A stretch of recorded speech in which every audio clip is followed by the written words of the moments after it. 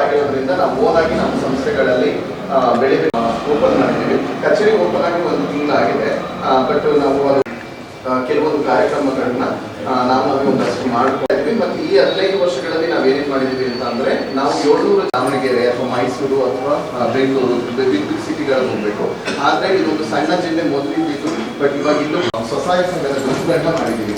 ಆ 4 ಸ್ವಸಹಾಯ ಸಂಘದ ಗುಂಪುಗಳಲ್ಲಿ ಒಂದು ಸಂಘಕ್ಕೆ ಲೋನ್ ಕೂಡ ಆಗಿದೆ. ಈ ಒಂದು ನಿಮ್ಮ ಪ್ರಕೃತಿ ಸಮುದಾಯ ಸೇವಾ ಸಂಸ್ಥೆಯಲ್ಲಿ ಒಂದು ಮಾತನ್ನ ಆರೋಗ್ಯದ ಬಗ್ಗೆ ತಿಳಿಸಿಕೊಡಲು ನಿಜವಾಗ್ಲೂ ನನಗೆ ಇದು ಒಂದು ಸಂತೋಷದ ವಿಷಯ.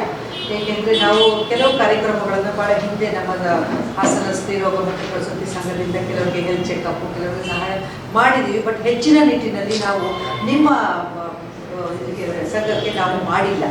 ಸೊ ನಾವು ಡೆಪ್ಟಿ ಕಮಿಷನರ್ ಆಫೀಸ್ನಲ್ಲಿ ಅಶ್ವಥ್ ಅವರು ನಾವೆಲ್ಲ ಡಿಸ್ಕಷನ್ ಮಾಡಬೇಕಾದ ಸಂದರ್ಭದಲ್ಲಿ ಈ ಥರ ನಾನು ಹೇಳಿದ್ದೆ, ನಾನು ನಿಮಗೆ ಯಾವುದೇ ಥರದ ಆರೋಗ್ಯದ ಸಮಸ್ಯೆಗಳಿರ್ಬೋದು, ನಿಮಗೆ ಒಂದು ಸಹಕಾರ ಇರ್ಬೋದು, ನಮ್ಮ ಕೈಗೆ ಎಷ್ಟಾಗುತ್ತೋ ಅದನ್ನು ಖಂಡಿತವಾಗ್ಲೂ ನಾವು ನೀಡ್ಕೊಂಡು ಬರ್ತೀವಿ ಅಂತ ಹೇಳಿದ್ವಿ.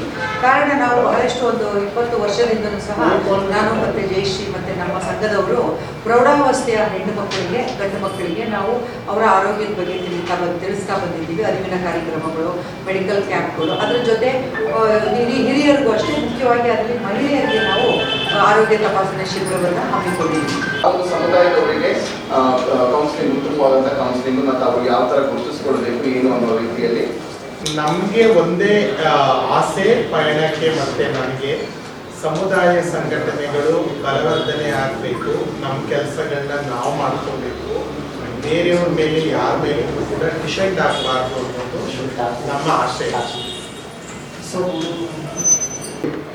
ಏನು ರಿಜಿಸ್ಟ್ರೇಷನ್ ಆಯಿತು, ಆವತ್ತಿನಿಂದ ಇವತ್ತಿನವರೆಗೂ ಸ್ಥಿತಿಗತಿಗಳನ್ನ ನಾವು ಹಾಸನದ್ದು ಪ್ರಕೃತಿದು ನಮ್ಮದು ನೋಡಿಕೊಂಡ್ರೆ ಕೆಲವೊಂದು ವಿಷಯಗಳಲ್ಲಿ ಎಲ್ಲೋ ಒಂದು ಕಡೆ ಈಗ ನನ್ನ ಸಾರಥ್ಯದವನು ಆಗಿರೋದ್ರಿಂದ, ನನಗೆ ಈ ಸಮುದಾಯದಲ್ಲಿ ನಾನು ಒಬ್ಬ ಆಗಿರೋದ್ರಿಂದ, ಪ್ರಕೃತಿ ನಂದು ಅಂತ ನನಗೆ ಫೀಲ್ ಇರೋದ್ರಿಂದ ಕೆಲವೊಂದನ್ನು ನಾನು ಸಲಹೆಗಳನ್ನ ಖಂಡಿತವಾಗೂ ನಾನು ಕೊಡ್ತೀನಿ. ಯಾಕೆಂತಂದರೆ